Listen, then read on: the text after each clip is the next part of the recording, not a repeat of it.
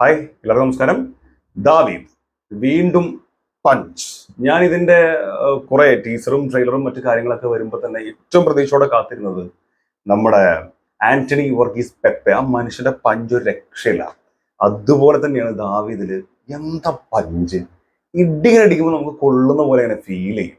എന്തായാലും ഇതിന്റെ സംവിധായകന്റെ പേര് എന്ന് പറയുന്നത് ഗോവിന്ദ് വിഷ്ണു എന്നാണ്. പുള്ളിക്കാരൻ ഇതിന് മുമ്പ് പടം ചെയ്തിട്ടുണ്ടോ എന്ന് എനിക്കറിയില്ല.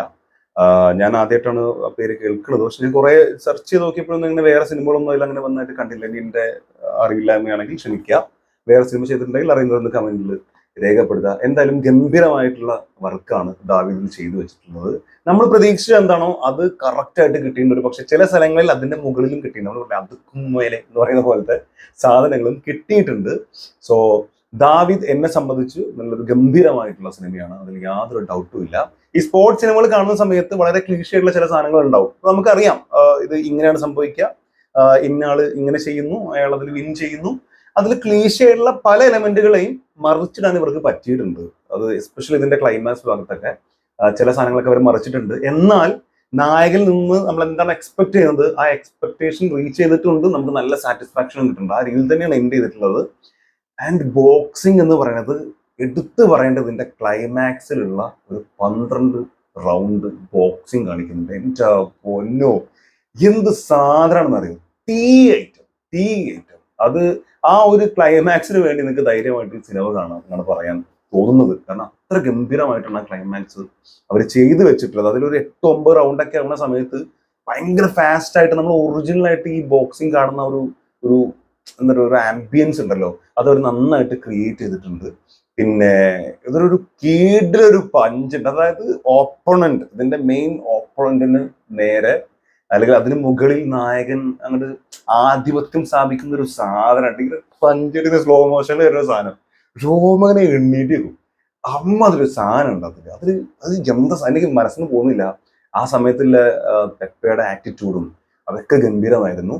പോസിറ്റീവ്സ് എന്ന് പറയുന്നത്, ഒന്നാമത്തെ പോസിറ്റീവ് ഞാൻ ഈ പറഞ്ഞ പോലെ നമുക്ക് റിയലിസ്റ്റിക് ആയിട്ട് തോന്നുന്നുണ്ട് എന്നുള്ളതാണ്. അത് കഴിഞ്ഞാൽ ഇതിലെ ആക്ടേഴ്സ്, പ്രധാനമായിട്ടും ഇതിലെ വില്ലൻ, എൻ്റെ അമ്മോ എന്താ വോയിസ്! നല്ല കിടിലൻ വോയിസും അയാളുടെ ആറ്റിറ്റ്യൂഡും, അയാൾ ജസ്റ്റ് വന്ന് ഇങ്ങനെ നിൽക്കുന്നത്, അതുപോലെ പഞ്ചിന് ഇങ്ങനെ നോക്കുന്ന ഒരു സാധനമൊക്കെ ഉണ്ട്. അതൊക്കെ എന്ത് രസം. അതേപോലെ പഞ്ച് ലാസ്റ്റ് ഒരു സ്ഥലത്ത് വന്നിട്ട് മെയിൻ ആയിട്ട് ഇതിലേക്ക് നായകൻ വരാൻ കാരണമാകുന്ന ഒരു സാധനം, അവിടെ ഇങ്ങനെ നിൽക്കുന്ന ഒരു സാധനമൊക്കെ ഉണ്ട്. ഭയങ്കര രസം അത് കാണാൻ. സ്ലോ മോയിലും കൊടുത്തിട്ട് അതുപോലെ അയാളുടെ നടത്തം, ബാക്കിൽ നിന്നുള്ള ഷോട്ടുകൾ. നമുക്ക് തന്നെ അറിയാം, ഈ ബോക്സിങ് സിനിമകൾ നമ്മൾ കാണുന്ന സമയത്ത് ഈ ബോക്സിങ് റിംഗിലേക്ക് വരുന്ന സമയത്ത് നമ്മൾ ബാക്കിൽ നിന്ന് ഇങ്ങനെ ഷോട്ട് കൊടുക്കുമല്ലോ, അയാളൊക്കെ ഇങ്ങനെ ഈ ബൈസപ്സും അതുപോലെ ഷോൾഡറൊക്കെ ഇങ്ങനെ എടുത്ത് കാണിച്ചിട്ടുള്ള സാധനം ഉണ്ടല്ലോ, ബോഡിയും, അത് ഭയങ്കരമായിട്ട് വന്നിട്ടുണ്ട്. അത് നല്ല രസം ഉണ്ടായിരുന്നു കാണാൻ. അതുപോലെ ഈ നായകന് കൊടുക്കുന്ന ബൂസ്റ്റിംഗ് ഉണ്ട്. നായകൻ തന്നെ പറയുന്ന ഒരു ഡയലോഗ് ഉണ്ട്, അത് ഞാൻ ഫൈറ്റിന് ഇറങ്ങാത്ത ഞാൻ പേടിച്ചിട്ടാണ് എന്ന് പറയുമ്പോൾ നായിക ഒരു ഡയലോഗ് പറയും. ഒക്കെ നിങ്ങൾ കണ്ടെന്നെ അറിയാം. ആ സമയത്ത് നായകൻ തിരിച്ചു പറഞ്ഞ സംഭവമുണ്ട്, എനിക്ക് പേടി എന്നെ തന്നെയാണെന്ന്. എന്നിട്ട് പറഞ്ഞ ഒരു സംഭവമുണ്ട്, അതൊക്കെ തന്നിട്ടുള്ള ഒരു ആവേശം. കാരണം ഇന്റർവെൽ പഞ്ച് ഉണ്ടല്ലോ, അത് കറക്റ്റ് അവിടെ കൊണ്ടാണ് വെച്ചിട്ടുള്ളത്. അത് ഒരു പഞ്ചിൽ തന്നെയാണ് വെച്ചിട്ടുള്ളത്.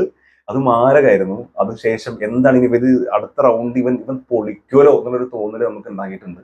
അതൊക്കെ നന്നായിട്ട് വന്നിട്ടുണ്ട്. എനിക്കിതിനാകെ കുറച്ചൊരു പോരായ്മയായിട്ട് തോന്നിയ ഒരു കാര്യം, അതിന് ഒരു പക്ഷേ അതൊരു പോരായ്മ എന്നുള്ള രീതിയിൽ എപ്പോഴും നമുക്ക് പറയാൻ പറ്റില്ല. കാരണം അതിന്റെ ഒരു പരിധി വരെ തിയേറ്റർ കാരണമാണ്. കാരണം നല്ല തിയേറ്ററിൽ കാണുക, മാക്സിമം നല്ല ബാസിൽ നല്ല അടിപൊളിയായിട്ട് വോയിസ് കേൾക്കുന്ന നല്ല സ്ക്രീനുള്ള അങ്ങനെ സ്ഥലത്ത് കാണുക. അത് ഇതിനേക്കാളൊക്കെ എത്രയോ മനോഹരമായിട്ട് നിങ്ങൾക്ക് എൻജോയ് ചെയ്യാൻ പറ്റുമെന്ന് എനിക്ക് തോന്നുന്നു. കാരണം ഞങ്ങൾ കണ്ടത് 4 സ്ക്രീൻ ഉണ്ട് അവിടെ. ഫെയർലാൻഡിലാണ് ഞങ്ങൾ കണ്ടത്. നിലമ്പൂരിലുള്ള തിയേറ്ററാണ്. ഗംഭീര തിയേറ്ററാണ്. നല്ല അടിപൊളി എക്സ്പീരിയൻസ് ആണ് അവിടെ ഇതുവരെ കിട്ടിയിട്ടുള്ളത്. പക്ഷേ സ്ക്രീൻ 2 ചെറിയ സ്ക്രീനാണ്. സ്ക്രീനിൽ ഒരു ക്ലാരിറ്റി ഇല്ല. അതിങ്ങനെ ഗ്രെയിൻസ് ഇങ്ങനെ ഓടി നടക്കുന്ന പോലെ ഫീൽ ചെയ്യുക. പിന്നെ ഫ്രണ്ടിൽ 2 ബോക്സ് മാത്രമായിട്ടുള്ള, ബാക്കിലെ ബോക്സ് സൈഡിൽ ബോക്സ് ഒക്കെ ഒന്നും ഓൺ ആക്കിയിട്ടില്ല. ഫ്രണ്ടിൽ ഒരു ബോക്സ് വെറുതെ ഇട്ട് കുറച്ച് ആളുള്ളത് മതി എന്നുള്ള വിചാരത്തിൽ ഇട്ട പോലത്തെ ഒരു ഫീല്. അത് ശ്രദ്ധിക്കാതെ പോയതാണെന്ന് അറിയില്ല. പക്ഷെ പലപ്പോഴും സ്ക്രീൻ 2 കയറുമ്പോൾ ഒരു എക്സ്പീരിയൻസ് അതാണ്. സ്ക്രീൻ 2 അടുത്തിലേക്ക് മാറ്റുക. റൊമാൻസും ഭയങ്കരമൊക്കെ പല രീതിയിലുള്ള മിക്സഡ് റിവ്യൂസ് ആണ് കേൾക്കുന്നത്. എനിക്ക് തോന്നുന്നു അതിനേക്കാളൊക്കെ മികച്ച സിനിമ ഒരു പക്ഷേ തന്നെ ആയിരിക്കാം എന്നാണ് എനിക്ക് തോന്നുന്നത്.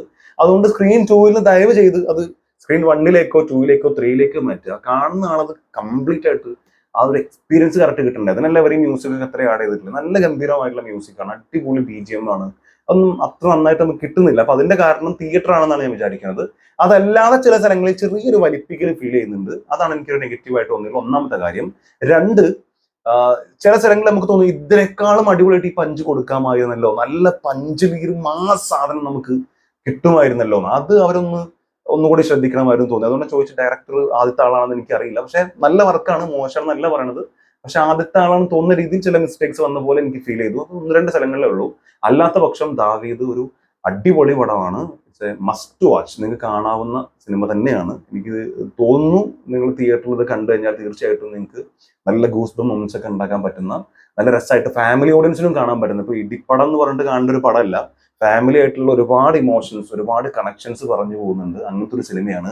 അതിന് വിട്ടുപോയ 2 ആളുണ്ട്, അത് പറയാതിരിക്കാൻ കഴിയില്ല. ഒന്ന് വിജയരാഘവൻ. വിജയരാഘവൻ നല്ല കിണ്ണം കാച്ചിയ അഭിനയമാണ്. എടുത്തു പറയുന്നത് വീണ്ടും ആറ്റിറ്റ്യൂഡാണ്. ചില സ്ഥലങ്ങളിൽ ഇരുന്നിട്ട് ഇങ്ങനെ സിഗരറ്റ് വലിക്കുന്ന സീനൊക്കെ ഉണ്ട്. ക്യാമറ ഇങ്ങനെ വന്ന് ഇങ്ങനെ റിവീൽ ചെയ്യുന്ന സമയത്ത് ആളുടെ ആറ്റിറ്റ്യൂഡ്.